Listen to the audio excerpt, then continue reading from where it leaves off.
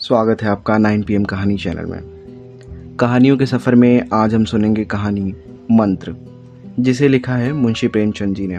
पंडित लीलाधर चौबे की ज़बान में जादू था। जिस वक्त वह मंच पर खड़े होकर अपनी वाणी की सुधावृष्टि करने लगते, श्रोताओं की आत्माएं तृप्त हो जाती थीं। लोगों पर अनुराग का नशा छा जाता था। चौबे जी के व्याख्यानों में तत्व तो बहुत कम होता था, शब्द योजना भी बहुत सुंदर ना होती थी, लेकिन बार बार दोहराने पर भी उसका असर कम न होता, बल्कि घन की चोटों की भांति और भी प्रभाव उत्पादक हो जाता था। हमें तो विश्वास नहीं आता, किंतु सुनने वाले कहते हैं उन्होंने केवल एक व्याख्यान रट रखा है और उसी को शब्दशः प्रत्येक सभा में एक नए अंदाज से दोहराया करते हैं। जातीय गौरव उनके व्याख्यानों का प्रधान गुण था। मंच पर आते ही भारत के प्राचीन गौरव और पूर्वजों की अमर कीर्ति का राग छेड़कर सभा को मुग्ध कर देते थे। यथा, सज्जनों, हमारी अधोगति की कथा सुनकर किसकी आंखों से अश्रुधारा ना निकल पड़ेगी। हमें प्राचीन गौरव को याद करके संदेह होने लगता है कि हम वही हैं या बदल गए। जिसने कल सिंह से पंजा लिया, वह आज चूहे को देखकर बिल खोज रहा है। इस पतन की सीमा है, दूर क्यों जाइए, महाराज चंद्रगुप्त के समय को ही ले लीजिए। यूनान का सुविज्ञ इतिहासकार लिखता है कि उस जमाने में यहाँ द्वार पर ताले ना डाले जाते थे, चोरी कहीं सुनने में भी ना आती थी, व्यभिचार का नाम निशान न था, दस्तावेजों का आविष्कार ही ना हुआ था, पुर्जों पर लाखों का लेन देन हो जाता था, न्याय पद पर बैठे हुए कर्मचारी मक्खियां मारा करते थे। सज्जनों, उन दिनों कोई आदमी जवान ना मरता था। हाँ, उन दिनों कोई आदमी जवान ना मरता था। इस पर तालियां बजती हैं। बाप के सामने बेटे का अवसान हो जाना एक अभूतपूर्व, एक असंभव घटना थी। आज ऐसे कितने माता पिता हैं जिनके कलीजे पर जवान बेटे का दाग न हो। वह भारत नहीं रहा, भारत गारत हो गया। यह चौबे जी की शैली थी। वह वर्तमान की अधोगति और दुर्दशा तथा भूत की समृद्धि और सुदशा का राग अल्पाकर लोगों में जातीय स्वाभिमान जागृत कर देते थे। इसी सिद्धि की बदौलत उनकी गणना नेताओं में होने लगी थी। विशेषतः हिंदू सभा के तो वह कर्णधार ही समझे जाते थे। हिंदू सभा के उपासकों में कोई ऐसा उत्साही, ऐसा दक्ष, ऐसा नीति चतुर दूसरा न था। यूँ कहिए कि सभा के लिए उन्होंने अपना जीवन ही उत्सर्ग कर दिया था। धन तो उनके पास ना था, कम से कम लोगों का विचार तो यही था, लेकिन साहस, धैर्य और बुद्धि जैसे अमूल्य रत्न उनके पास थे, और ये सभी सभा को अर्पण थे। शुद्ध के तो मानो प्राण ही थे। हिंदू जाति का उत्थान और पतन, जीवन और मरण उनके विचार में इसी प्रश्न पर अवलंबित था। शुद्ध के सिवा अब हिंदू जाति के पुनर्जीवन का और कोई उपाय न था। जाति की समस्त नैतिक, शारीरिक, मानसिक, सामाजिक, आर्थिक और धार्मिक बीमारियों की दवा इसी आंदोलन की सफलता में मर्यादित थी, और वह तन मन से इसका उद्योग किया करते थे। चंदे वसूल करने में चौबे जी सिद्धहस्त थे। ईश्वर ने उन्हें वह गुण बता दिया था कि वे पत्थर से भी तेल निकाल सकते थे। कंजूसों को तो वह ऐसा उल्टे छुरे से मोड़ते थे कि उन महाशयों को सदा के लिए शिक्षा मिल जाती थी। इस विषय में पंडित जी साम दाम दंड भेद, इन चारों नीतियों से काम लेते थे। यहाँ तक कि राष्ट्र हित के लिए डाका और चोरी को भी क्षम्य समझते थे। गर्मी के दिन थे। लीलाधर जी किसी शीतल पार्वत्य प्रदेश को जाने की तैयारियां कर रहे थे कि सैर की सैर हो जाएगी, और बन पड़ा तो कुछ चंदा भी वसूल कर लाएंगे। उनको जब भ्रमण की इच्छा होती तो मित्रों के साथ एक डेपुटेशन के रूप में निकल खड़े होते, और 1000 रुपये वसूल करके वह इसका आधा सैर सपाटे में खर्च भी कर दें तो किसी की क्या हानि होती। हिंदू सभा को तो कुछ ना कुछ मिल ही जाता था। अगर वह उद्योग न करते तो इतना भी तो ना मिलता। पंडित जी ने अब की सपरिवार जाने का निश्चय किया। जब से शुद्धि का आविर्भाव हुआ था, उनकी आर्थिक दशा, जो पहले बहुत शोचनीय रहती थी, बहुत कुछ संभल गई थी। लेकिन जाति के उपासकों का ऐसा सौभाग्य कहाँ कि शांति निवास का आनंद उठा सकें। उनका तो जन्म ही मारे मारे फिरने के लिए होता है। खबर आई कि मद्रास प्रांत में तबलीग वालों ने तूफान मचा रखा है। हिंदुओं के गांव मुसलमान होते जाते हैं। मुल्लाओं ने बड़े जोश से तबलीग का काम शुरू किया है। अगर हिंदू सभा ने इस प्रवाह को रोकने की आयोजना ना की तो सारा प्रांत हिंदुओं से शून्य हो जाएगा, किसी शिखाधारी की सूरत तक ना नजर आएगी। हिंदू सभा में खलबली मच गई। तुरंत एक विशेष अधिवेशन हुआ और नेताओं के सामने यह समस्या उपस्थित की गई। बहुत सोच विचार के बाद निश्चय हुआ कि चौबे जी पर इस कार्य का भार रखा जाए।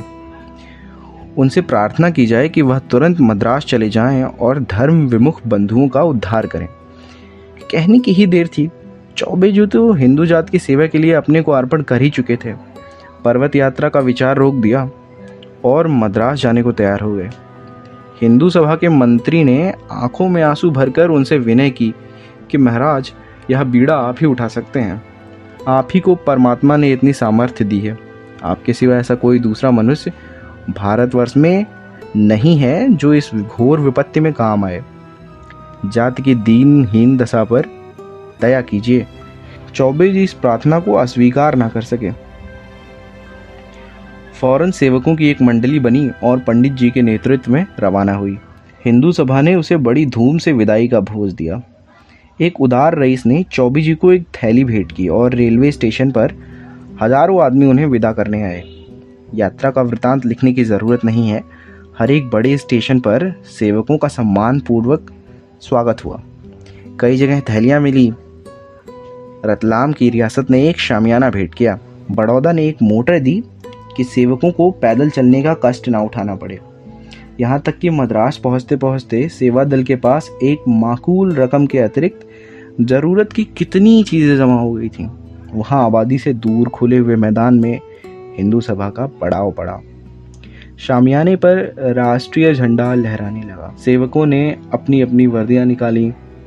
स्थानीय धन कुबेरों ने दावत के सामान भेजे। रावटियाँ पड़ गईं। चारों ओर ऐसी चहल पहल हो गई मानो किसी राजा का कैंप है। रात के 8 बजे थे। अछूतों की बस्ती के समीप सेवक दल का कैंप गैस के प्रकाश से जगमगा रहा था। कई हजार आदमियों का जमाव था, जिनमें अधिकांश अछूत ही थे। उनके लिए अलग टाट बिछा दिए गए थे। तथाकथित ऊंचे वर्ण के हिंदू कालीनों पर बैठे हुए थे। पंडित लीलाधर का धुआंधार व्याख्यान हो रहा था। तुम उन्हीं ऋषियों की संतान हो जो आकाश के नीचे एक नई सृष्टि की रचना कर सकते थे, जिनके न्याय, बुद्धि और विचार शक्ति के सामने आज सारा संसार सिर झुका रहा है। सहसा एक तथाकथित बूढ़े अछूत ने उठकर कहा, हम लोग भी उन्हीं ऋषियों की संतान हैं, है ना? लीलाधर ने कहा, निसंदेह तुम्हारी धमनियों में भी उन्हीं ऋषियों का खून दौड़ रहा है। और यद्यपि आज का निर्दयी, कठोर, विचारहीन और संकुचित हिंदू समाज तुम्हें अवहेलना की दृष्टि से देख रहा है, तथापि तुम किसी हिंदू से नीच नहीं हो, चाहे वह अपने आप को कितना ही ऊंचा समझता हो। बूढ़े ने कहा, तुम्हारी सभा हम लोगों की सुध क्यों नहीं लेती? लीलाधर बोले, हिंदू सभा का जन्म अभी थोड़े ही दिन हुआ है और इस अल्पकाल में ही उसने जितने काम किए हैं उस पर उसे अभिमान हो सकता है।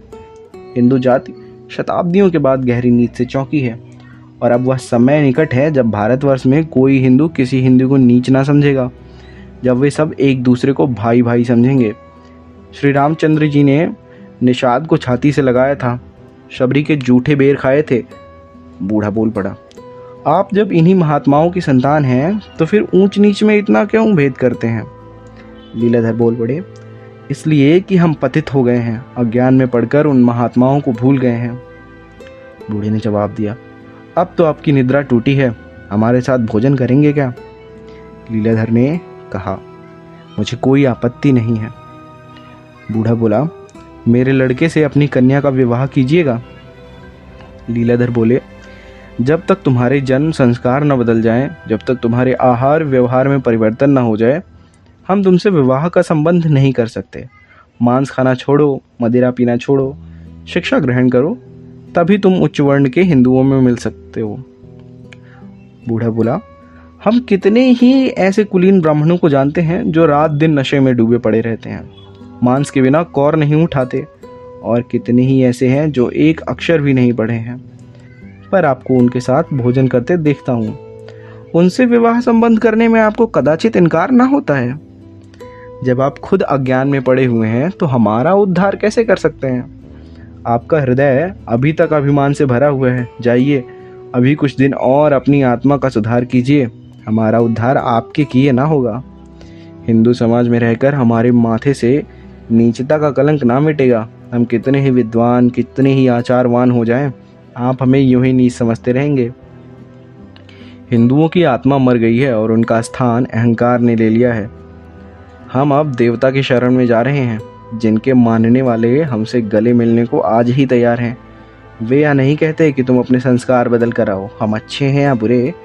वे इसी रूप में हमें अपने पास बुला रहे हैं। अगर आप ऊंचे हैं तो ऊंचे बने रहिए, हमें उड़ना ना पड़ेगा। लीलाधर बोल पड़े, एक ऋषि संतान के मुंह से ऐसी बातें सुनकर मुझे आश्चर्य हो रहा है। वर्ण भेद तो ऋषियों का ही किया हुआ है, उससे तुम कैसे मिटा सकते हो? बूढ़े ने जवाब दिया, ऋषियों को मत बदनाम कीजिए, यह सब पाखंड आप ही लोगों का रचा हुआ है। आप कहते हैं तुम मदिरा पीते हो, लेकिन आप मदिरा पीने वालों की जूतियाँ चाटते हैं। आप हमसे मांस खाने के कारण घिनाते हैं, लेकिन आप गो मांस खाने वालों के सामने नाक रगड़ते हैं, इसलिए ना कि वे आपसे बलवान हैं। हम भी आज राजा हो जाएं तो आप हमारे सामने हाथ बांध के खड़े होंगे। आपके धर्म में वही ऊंचा है जो बलवान है, वही नीच है जो निर्बल है। यही आपका धर्म है। यह कहकर बूढ़ा वहाँ से चला गया और उसके साथ ही और लोग भी उठ खड़े हुए। केवल चौबे जी और उनके दल वाले मंच पर रह गए। मानो मंचगान समाप्त हो जाने के बाद उसकी प्रतिध्वनि वायु में गूंज रही हो। तबलीग वालों ने जब से चौबे जी के आने की खबर सुनी थी, इस फिक्र में थे कि किसी उपाय से इन सबको यहाँ से दूर करना चाहिए।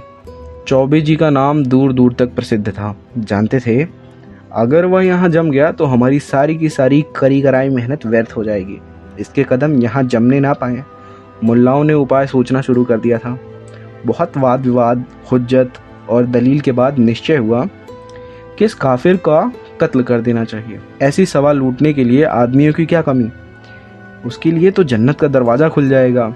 हूरें उसकी भलाएं लेंगी, फरिश्ते उसके कदमों की खाक का सुरमा बनाएंगे, रसूल इसके सर पर बरकत का हाथ रखेंगे, खुदाबंद करीम उसे सीने से लगाएंगे और कहेंगे तू मेरा प्यारा दोस्त है।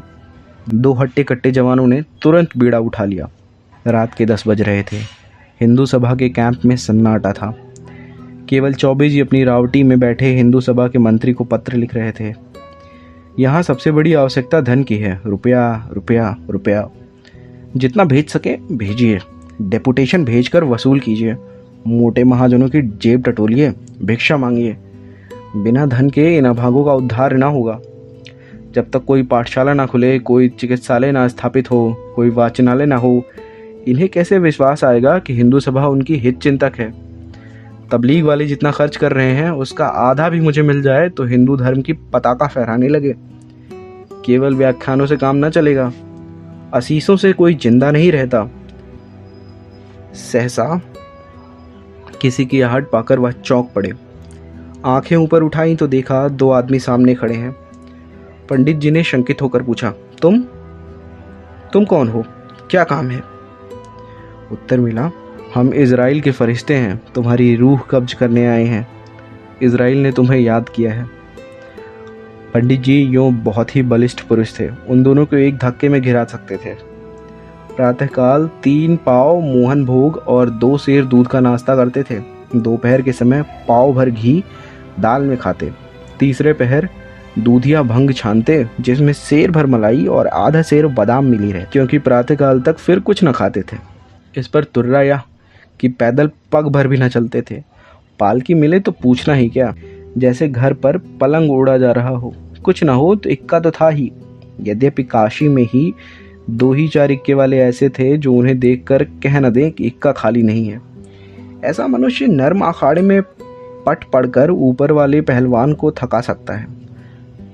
चुस्ती और फुर्ती के अवसर पर तो वह रेत पर निकला हुआ कछुआ था। पंडित जी ने एक बार कनखियों से दरवाजे की तरफ देखा। भागने का कोई मौका ही न था। तब उनमें साहस का संचार हुआ। भय की पराकाष्ठा ही साहस है। अपने सोटी की तरफ हाथ बढ़ाया और गरज कर बोले, निकल जाओ यहाँ से। बात मुंह से पूरी न निकली थी कि लाठियों का वार पड़ा। पंडित जी मूर्छित होकर गिर पड़े। शत्रुओं ने समीप आकर देखा, जीवन का कोई लक्षण ना था। समझ गए काम तमाम हो गया। लूटने का विचार ना था, पर जब कोई पूछने वाला ना हो तो हाथ फड़ाने में क्या हर्ज। जो कुछ हाथ लगा ले देकर चलते बने। प्रातःकाल बूढ़ा भी उधर से निकला। तो सन्नाटा छाया हुआ था। ना आदमी, ना आदमजाद, छौलदारियां भी गायब। चकराया, यह माजरा क्या है? रात ही भर में अलादीन के महल की तरह सब कुछ गायब हो गया। उन महात्माओं में से एक भी नजर नहीं आता जो प्रातःकाल मोहन भोग उड़ाते और संध्या समय भंग घोटते दिखाई पड़ते थे। जरा और समीप जाकर पंडित लीलाधर की रावटी में झांका तो कलेजा सन्न से हो गया। पंडित जी जमीन पर मुर्दे की तरह पड़े हुए थे। मुंह पर मक्खियां भिनक रही थी। सिर के बालों में रक्त ऐसा जम गया था कि जैसे किसी चित्रकार के ब्रश में रंग। सारे कपड़े लहलुहान हो रहे थे। समझ गया पंडित जी के साथियों ने उन्हें मारकर अपनी राह ले ली है। सहसा पंडित जी के मुंह से कराहने की आवाज़ निकली। अभी जान बाकी थी। बूढ़ा तुरंत दौड़ा हुआ गांव में आ गया और कई आदमियों को लाकर पंडित जी को अपने घर उठवा ले गया। मरहम पट्टी होने लगी। बूढ़ा दिन के दिन और रात की रात पंडित जी के पास बैठा रहता। उसके घर वाले उनकी शुश्रूषा में लगे रहते। गांव वाले भी यथाशक्ति सहायता करते। इस बेचारे का यहाँ कौन अपना बैठा हुआ है? अपने हैं तो हम, बेगाने हैं तो हम। हमारे ही उद्धार के लिए तो बेचारा यहाँ आया था, नहीं तो यहाँ उसे आना ही क्यों था? कई बार पंडित जी अपने घर पर बीमार पड़ चुके थे, पर उनके घर वालों ने इतनी तन्मयता से उनकी तीमारदारी ना की थी। सारा घर, और घर ही नहीं सारा गांव उनका गुलाम बना हुआ था। अतिथि सेवा उनके धर्म का एक अंग था। सभ्य स्वार्थ ने अभी उस भाव का गला नहीं घोटा था। सांप का मंत्र जानने वाला देहाती अब भी माघ पूस की अंधेरी मेघाच्छन्न रात्रि में मंत्र झाड़ने के लिए 10-5 कोस पैदल दौड़ता हुआ चला जाता है। उसे डबल फीस और सवारी की ज़रूरत नहीं होती। बूढ़ा मलमूत्र तक अपने हाथों से उठाकर फेंकता। पंडित जी की घुड़कियाँ सुनता। सारे गांव से दूध मांगकर उन्हें पिलाता। पर उसकी त्योरियां कभी मैली ना होती। अगर उसके कहीं चले जाने पर घर वाले लापरवाही करते तो घर आकर सबको डांटता। महीने भर के बाद पंडित जी चलने फिरने लगे और अब उन्हें ज्ञात हुआ कि इन लोगों ने मेरे साथ कितना उपकार किया है। इन्हीं लोगों का काम था कि मुझे मौत के मुंह से निकाला, नहीं तो मरने में क्या कसर रह गई थी। उन्हें अनुभव हुआ कि मैं जिन लोगों को नीच समझता था और जिनके उद्धार का बीड़ा उठाकर आया था, वे मुझसे कहीं ऊंचे हैं। मैं इस परिस्थिति में कदाचित रोगी को किसी अस्पताल में भेजकर ही अपनी कर्तव्य निष्ठा पर गर्व करता। समझता मैंने दधीची और हरिश्चंद्र का मुख उज्ज्वल कर दिया। उनके रोए रोए से इन देवतुल्य प्राणियों के प्रति आशीर्वाद निकलने लगा। 3 महीने गुजर गए। न तो हिंदू सभा ने पंडित जी की खबर ली और न घर वालों ने। सभा के मुखपत्र में उनकी मृत्यु पर आंसू बहाए गए, उनके कामों की प्रशंसा की गई और उनका स्मारक बनाने के लिए चंदा खोल दिया गया। घर वाले भी रो पीट कर बैठे रहे। उधर पंडित जी दूध और घी खाकर चौक चौबंद हो गए थे। चेहरे पर खून की सुर्खी दौड़ गई, देह भर आई। देहात के जलवायु ने वह काम कर दिखाया जो कभी मलाई और मक्खन से ना हुआ था। पहले की तरह तैयार तो वह ना हुए, पर फुर्ती और चुस्ती दुगनी हो गई। मोटाई का आलस्य अब नाम को भी ना था। उनके एक नए जीवन का संचार हो गया। जाड़ा शुरू हो गया था। पंडित जी घर लौटने की तैयारियां कर रहे थे। इतने में प्लेग का आक्रमण हुआ और गांव के 3 आदमी बीमार हो गए। बूढ़ा चौधरी भी उन्हीं में था। घर वाले इन रोगियों को छोड़कर भाग खड़े हुए। वहां का दस्तूर था कि जिन बीमारियों को वे लोग देवी का कोप समझते थे, उनके रोगियों को छोड़कर चले जाते थे। उन्हें बचाना देवताओं से वैर मोल लेना था, और देवताओं से वैर करके कहाँ जाते। जिस प्राणी को देवता ने चुन लिया, उसे भला वे उसके हाथों से छीनने का साहस करते तो कैसे। पंडित जी को भी लोगों ने साथ ले जाना चाहा, किंतु पंडित जी गए नहीं। उन्होंने गांव में रहकर रोगियों की रक्षा करने का निश्चय किया। जिस प्राणी ने उन्हें मौत के पंजे से छुड़ाया था, उसे इस दशा में छोड़कर वह जाते तो कैसे। उपकार ने उनकी आत्मा को जगा दिया था। बूढ़े चौधरी ने तीसरे दिन होश आने पर जब उन्हें अपने पास खड़े देखा तो बोला, महाराज तुम यहाँ क्यों आ गए? मेरे लिए देवताओं का हुक्म आ गया है। अब मैं किसी तरह रुक ना पाऊंगा। तुम क्यों अपनी जान जोखिम में डालते हो? मुझ पर दया करो, चले जाओ। लेकिन पंडित जी पर कोई असर ना हुआ। वह बारी बारी से तीनों रोगियों के पास जाते और कभी उनकी गिल्टियाँ सेकते, कभी उन्हें पुराणों की कथाएं सुनाते। घरों में नाज, बर्तन आदि सब ज्यों के त्यों रखे हुए थे। पंडित जी पथ्य बनाकर रोगियों को खिलाते। रात को जब रोगी सो जाते और सारा गांव भाएं भाएं करने लगता, तो पंडित जी को भयंकर जंतु दिखाई देते। उनके कलेजे में धड़कन होने लगती, लेकिन वहां से टलने का नाम न लेते। उन्होंने निश्चय कर लिया था कि या तो इन लोगों को बचा ही लूँगा या इन पर अपने को बलिदान ही कर दूँगा। जब 3 दिन सेंक बांधकर भी रोगियों की हालत ना संभली तो पंडित जी को बड़ी चिंता हुई। शहर वहाँ से 20 मील पर था। रेल का कहीं पता नहीं था। रास्ता बीहड़ और सवारी कोई नहीं। इधर यह भय कि अकेले रोगियों की न जाने क्या दशा हो। बेचारे बड़े संकट में पड़े। अंत को चौथे दिन पहर रात रहे और अकेले शहर को चल दिए और 10 बजते बजते वहां जा पहुंचे। अस्पताल से दवा लेने में बड़ी कठिनाई का सामना करना पड़ा। गंवारों से अस्पताल वाले दवाओं का मनमाना दाम वसूल करते थे। पंडित जी को मुफ्त क्यों देने लगे? डॉक्टर ने मुंशी से कहा, दवा तैयार नहीं है। पंडित जी ने गिड़गिड़ा कर कहा, सरकार बड़ी दूर से आया हूँ, कई आदमी बीमार पड़े हैं, दवा नहीं मिलेगी तो सब मर जाएंगे। मुंशी ने बिगड़ कर कहा, क्यों सिर खाए जाते हो? कह तो दिया दवा तैयार नहीं है, ना तो इतनी जल्दी हो ही सकती है। पंडित जी अत्यंत दीन भाव से बोले, सरकार ब्राह्मण हूँ, आपके बाल बच्चों को भगवान चिरंजीवी रखें, दया कीजिए, आपका इकबाल चमकता रहे। रिश्वती कर्मचारी में दया कहाँ थी? वे तो रुपयों के गुलाम थे। ज्यों ज्यों पंडित जी उसकी खुशामद करते जाते थे वह और भी झल्लाता था। अपने जीवन में पंडित जी ने इतनी दीनता कभी न प्रकट की थी। उनके पास इस वक्त एक ऐसा चेला भी न था। अगर वह जानते कि दवा मिलने में इतनी दिक्कत होती तो गांव वालों से ही कुछ मांग जांच कर लाए होते। बेचारे हद बुद्धि से खड़े सोच रहे थे कि अब करना क्या चाहिए। सहसा डॉक्टर साहब स्वयं बंगले से निकल आए। पंडित जी लगभग कर उनके पैरों पर गिर पड़े और करुण स्वर में बोले, दीन बंधु, मेरे घर के 3 आदमी ताउन में पड़े हैं, बड़ा गरीब हूँ सरकार, कोई दवा मिल जाए। डॉक्टर साहब के पास ऐसे गरीब लोग नित्य आया करते थे। उनके चरण पर किसी न किसी का गिर पड़ना, उनके सामने पड़े हुए आत्तानाद करना उनके लिए कुछ नई बातें ना थीं। अगर इस तरह वह दया करने लगते तो दया ही को भर होते। वह ठाट बाट कहाँ से निपटा। मगर दिल के चाहे कितने ही बुरे हों, बातें मीठी मीठी करते ही थे। पैर हटाकर बोले, रोगी कहाँ है? पंडित जी बोल पड़े, सरकार वे तो घर पर हैं, इतनी दूर कैसे लाता? डॉक्टर बोले, रोगी घर और तुम दवा लेने आए हो? कितने मजे की बात है, रोगी को देखे बिना कैसे दवा दे सकता है? पंडित जी को अपनी भूल मालूम हुई। वास्तव में बिना रोगी को देखे रोग की पहचान कैसे हो सकती थी?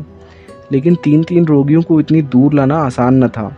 अगर गांव वाले उनकी सहायता करते तो डोलियों का प्रबंध हो सकता था, पर वहाँ तो सब कुछ अपने ही बूते पर करना था। गांव वालों से इसमें सहायता मिलने की कोई आशा न थी। सहायता की कौन कहे, वे तो उनके शत्रु हो रहे थे। उन्हें भय होता था कि यह दुष्ट देवताओं से वैर बढ़ाकर हम लोगों पर न जाने क्या क्या विपत्ति लाएगा। अगर कोई दूसरा आदमी होता तो वह उसे कब का मार चुके होते। पंडित जी से उन्हें प्रेम हो गया था, इसलिए छोड़ दिया था। यह जवाब सुनकर पंडित जी को कुछ बोलने का साहस तो ना था, पर कलेजा मजबूत करके बोले, सरकार क्या अब कुछ नहीं हो सकता? डॉक्टर बोला, अस्पताल से दवा नहीं मिल सकती, हम अपने पास से दाम लेकर दवा दे सकते हैं। पंडित जी बोले, यह दवा कितने की होगी सरकार? डॉक्टर साहब ने कहा, दवा का दाम 10 रुपया होगा। और यह भी बोला कि इस दवा से जितना लाभ होगा उतनी अस्पताल की दवा से नहीं हो सकता। बोले, वहाँ पुरानी दवाई रखा रहता है, गरीब लोग आता है दवाई ले जाता है, जिसको जीना होता है जीता है, जिसको मरना होता है मरता है। हमसे कुछ मतलब नहीं। हम तुमको जो दवा देगा वह सच्चा दवा होगा। 10 रुपये। 10 रुपये? इस समय पंडित जी को 10 रुपये 10 लाख जान पड़े। इतने रुपए वह एक दिन में भंग बूटी में उड़ा दिया करते थे। पर इस समय तो धेले धेले को मुहताज थे, किसी से उधर मिलने की आशा कहाँ। हाँ, संभव है भिक्षा मांगने से कुछ मिल जाए, लेकिन इतनी जल्दी 10 रुपये किसी से भी ना मिल सकेंगे। आधे घंटे तक वह इसी उधेड़बुन में खड़े रहे। भिक्षा के सिवा कोई दूसरा उपाय ना सूझता था, और भिक्षा उन्होंने कभी मांगी न थी। वह चंदा जमा कर चुके थे, लेकिन एक एक बार में हजारों वसूल कर लेते थे। पर वह दूसरी बात थी। धर्म के रक्षक, जाति के सेवक और दलितों के उद्धारक बनकर चंदा लेने में एक गौरव था। चंदा लेकर वह देने वालों पर एहसान करते थे। पर यहाँ तो भिखारियों की तरह हाथ फैलाना, गिड़गिड़ाना और फटकारें सहनी पड़ेंगी। कोई कहेगा, इतने मोटे ताजे तो हो, मेहनत क्यों नहीं करते? तुम्हें भीख मांगते शर्म भी नहीं आती? कोई कहेगा, घास खोद लाओ, मैं तुम्हें अच्छी मजदूरी दूंगा। किसी को उनके ब्राह्मण होने का विश्वास ना आएगा। अगर यहाँ उनका रेशमी अचकन और रेशमी साफा होता, केसरिया रंग वाला दुपट्टा ही मिल जाता, तो वह कोई स्वांग भर लेते। ज्योतिष बनकर वह किसी धनी सेठ को फांस सकते थे और इस फन में वह उस्ताद भी थे। पर यहाँ वह सामान कहाँ था? कपड़े लत्ते सब कुछ लुट चुके थे। विपत्ति में कदाचित बुद्धि भी भ्रष्ट हो जाती है। अगर वह मैदान में खड़े होकर कोई मनोहर व्याख्यान दे देते तो शायद उनके 10-5 भक्त पैदा हो जाते, लेकिन इस तरफ उनका ध्यान ही न गया। वह सजे हुए पंडाल में फूलों से सुसज्जित मेज के सामने मंच पर खड़े होकर अपनी वाणी का चमत्कार दिखला सकते थे। इस दुर्वस्था में कौन उनका व्याख्यान सुनेगा? लोग समझेंगे कोई पागल बक रहा है। मगर दोपहर ढली जा रही थी, अधिक सोच विचार का अवकाश न था। यही संध्या हो गई तो रात को लौटना असंभव हो जाएगा। फिर रोगियों की न जाने क्या दशा हो। वह भी इस अनिश्चित दशा में खड़े न रह सके। चाहे जितना तिरस्कार हो, कितना ही अपमान सहना पड़े, भिक्षा के सिवा और कोई उपाय न था। वह बाजार में जाकर एक दुकान के सामने खड़े हो गए, पर कुछ मांगने की हिम्मत ना पड़ी। दुकानदार ने पूछा, क्या लोगे? पंडित जी बोले, चावल का भाव क्या है? मगर दूसरी दुकान पर पहुंचकर वह ज़्यादा सावधान हो गए। सेठ जी गद्दी पर बैठे हुए थे। पंडित जी सामने आकर खड़े हो गए और गीता का एक श्लोक पढ़ सुनाया। उनका शुद्ध उच्चारण और मधुर वाणी सुनकर दुकानदार चकित हो गया। पूछा, कहाँ स्थान है? पंडित जी ने कहा, काशी से आ रहा हूँ। यह कहकर पंडित जी ने सेठ जी को धर्म के 10 लक्षण बताए और श्लोक की ऐसी अच्छी व्याख्या की कि वह मुग्ध हो गए। बोले, महाराज, आज चलकर मेरे स्थान को पवित्र कीजिए। कोई स्वार्थी आदमी होता प्रस्ताव को सहर्ष स्वीकार कर लेता, लेकिन पंडित जी को लौटने की पड़ी थी। बोले, नहीं सेठ जी, मुझे अवकाश नहीं है। सेठ बोला, महाराज, आपको हमारी इतनी खातिरी तो करनी पड़ेगी। पंडित जी जब किसी तरह ठहरने पर राजी न हुए तो सेठ जी ने उदास होकर कहा, फिर हम आपकी क्या सेवा करें? कुछ आज्ञा दीजिए। आपकी वाणी से तो तृप्ति भी नहीं हुई। फिर कभी इधर आना हो तो अवश्य दर्शन दीजिएगा। पंडित जी बोले, आपकी इतनी श्रद्धा है तो अवश्य आऊँगा। यह कहकर पंडित जी फिर उठ खड़े हुए। संकोच ने उनकी जबान बंद कर दी। यह आदर सत्कार इसीलिए तो है कि मैं अपना स्वार्थ भाव छिपाए हुए हूँ। कोई इच्छा प्रकट की और इनकी आंखें बदल गईं। सूखा जवाब चाहे ना मिले पर श्रद्धा ना रहेगी। वह नीचे उतर गए और सड़क पर एक क्षण के लिए खड़े होकर सोचने लगे, अब कहाँ जाऊँ? उधर जाड़े का दिन किसी विलासी के धन की भांति भागा चला जाता था। वह अपने ऊपर झुझला रहे थे। जब किसी से मांगूंगा नहीं तो क्यों देने लगा? क्या कोई मेरे मन का हाल जानता है? वे दिन गए जब धनी लोग ब्राह्मणों की पूजा किया करते थे।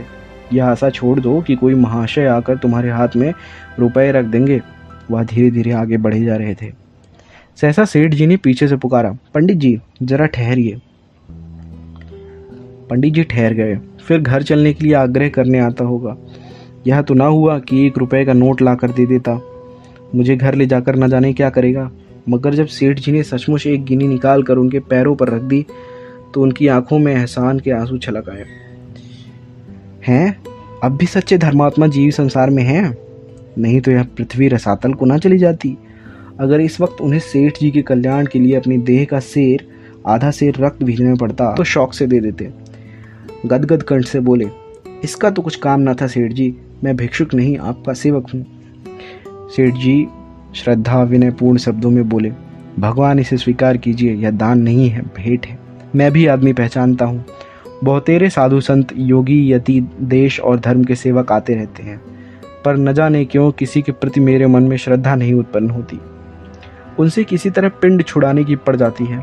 आपका संकोच देखकर मैं समझ गया कि आपका यह पेशा नहीं है। आप विद्वान हैं, धर्मात्मा हैं, पर किसी संकट में पड़े हुए हैं। इस तुच्छ भेंट को स्वीकार कीजिए और मुझे आशीर्वाद दीजिए। पंडित जी दवाई लेकर घर चले तो हर्ष, उल्लास और विजय से उनका हृदय उछला पड़ता था। हनुमान जी भी संजीवनी बूटी लाकर इतने प्रसन्न ना हुए होंगे। ऐसा सच्चा आनंद उन्हें कभी प्राप्त न हुआ था। उनके हृदय में इतनी पवित्र भावों का संचार कभी न हुआ था। दिन बहुत थोड़ा रह गया था। सूर्यदेव अविरल गति से पश्चिम की ओर दौड़ते चले जाते थे। क्या उन्हें भी किसी रोगी को दवा देनी थी? वह बड़े वेग से दौड़ते हुए पर्वत की ओट में छिप गए। पंडित जी और भी फुर्ती से पांव बढ़ाने लगे, मानो उन्होंने सूर्यदेव को पकड़ लेने की ठानी है। देखते देखते अंधेरा छा गया। आकाश में 2-1 तारे दिखाई देने लगे। अभी 10 मील की मंजिल बाकी थी। जिस तरह काली घटा को सिर पर मंडराते देखकर गृहिणी दौड़ दौड़ कर सुखावन समेटने लगती है, उसी भांति लीलाधर ने भी दौड़ना शुरू कर दिया। उन्हें अकेले पड़ जाने का भय न था, भय था अंधेरे में राह भूल जाने का। दाएं बाएं बस्तियां छूटती जाती थीं। पंडित जी को ये गांव इस समय बहुत ही सुहावने मालूम होते थे। कितने आनंद से लोग अलाव के सामने बैठे ताप रहे हैं। सहसा उन्हें एक कुत्ता दिखाई दिया। न जाने किधर से आकर वह उनके सामने पगडंडी पर चलने लगा। पंडित जी चौंक पड़े, पर एक क्षण में उन्होंने कुत्ते को पहचान लिया। वह बूढ़े चौधरी का कुत्ता मोती था। वह गांव छोड़कर आज इतनी दूर कैसे आ निकला? क्या वह जानता है? पंडित जी दवा लेकर आ रहे होंगे, कहीं रास्ता भूल जाएं, कौन जानता है। पंडित जी ने एक बार मोती कहकर पुकारा तो कुत्ते ने दुम हिलाई, पर रुका नहीं। वह इससे अधिक परिचय देकर समय नष्ट न करना चाहता था। पंडित जी को ज्ञात हुआ कि ईश्वर मेरे साथ हैं, वही मेरी रक्षा कर रहे हैं। अब उन्हें कुशल से घर पहुंचने का विश्वास हो गया था। 10 बजते बजते पंडित जी घर पहुंच गए। रोग घातक न था, पर यश पंडित जी को बाधा था। एक सप्ताह के बाद तीनों रोगी चंगे हो गए। पंडित जी की कीर्ति दूर दूर तक फैल गई। उन्होंने यम देवता से घोर संग्राम करके इन आदमियों को बचा लिया था। उन्होंने देवताओं पर भी विजय पाली थी, असंभव को संभव कर दिखाया था। वह साक्षात भगवान थे। उनके दर्शन के लिए लोग दूर दूर से आने लगे, किंतु पंडित जी को अपनी कीर्ति से इतना आनंद ना होता था जितना रोगियों को चलते फिरते देखकर। चौधरी ने कहा, महाराज तुम साक्षात भगवान हो, तुम ना आते तो हम ना बचते। पंडित जी बोले, मैंने कुछ नहीं किया, यह सब ईश्वर की दया है। चौधरी बोला, अब हम तुम्हें कभी न जाने देंगे, जाकर अपने बाल बच्चों को भी ले आओ। पंडित बोला, हाँ मैं भी यही सोच रहा हूँ, तुमको छोड़कर अब नहीं जा सकता। मुल्लाओं ने मैदान खाली पाकर आसपास के देहातों में खूब जोर बांध रखा था। गांव के गांव मुसलमान होते जाते थे। उधर हिंदू सभा ने सन्नाटा खींच लिया था। किसी की भी हिम्मत न पड़ती थी कि इधर आए। लोग दूर बैठे हुए मुसलमानों पर गोला बारूद चला रहे थे।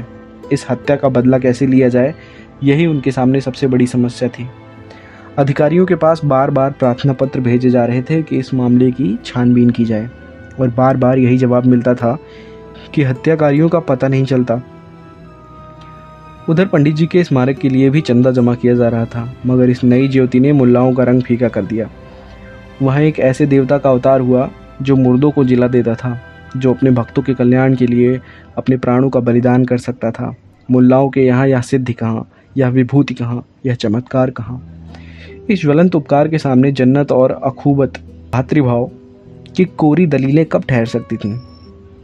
पंडित जी अब वह अपने ब्राह्मणत्व पर घमंड करने वाले पंडित जी न रहे। उन्होंने शूद्रों और भीलों का आदर करना सीख लिया था। उन्हें छाती से लगाते हुए अब पंडित जी को घृणा ना होती थी। अपना घर अंधेरे में पाकर ही ये इस्लामी दीपक की ओर झुके थे। जब अपने घर में सूर्य का प्रकाश हो गया तो उन्हें दूसरों के यहाँ जाने की ज़रूरत ही क्या रही। सनातन धर्म की विजय हो गई। गांव गांव में मंत्र बजने लगे और शाम सवेरे मंदिरों से शंख और घंटी की ध्वनि सुनाई देने लगी। लोगों के आचरण आप ही आप सुधरने लगे। पंडित जी ने किसी को शुद्ध नहीं किया। उन्हें अब शुद्धि का नाम लेते शर्म आती थी। मैं भला इन्हें क्या शुद्ध करूँगा, पहले अपने को तो शुद्ध कर लूँ। ऐसे निर्मल और पवित्र आत्माओं को शुद्धि के ढोंग से अपमानित नहीं कर सकता। यह मंत्र था जो उन्होंने उन चांडालों से सीखा था, और इसी बल से वह अपने धर्म की रक्षा करने में सफल हुए थे। पंडित जी अभी कहानी को लिखा था मुंशी प्रेमचंद जी ने।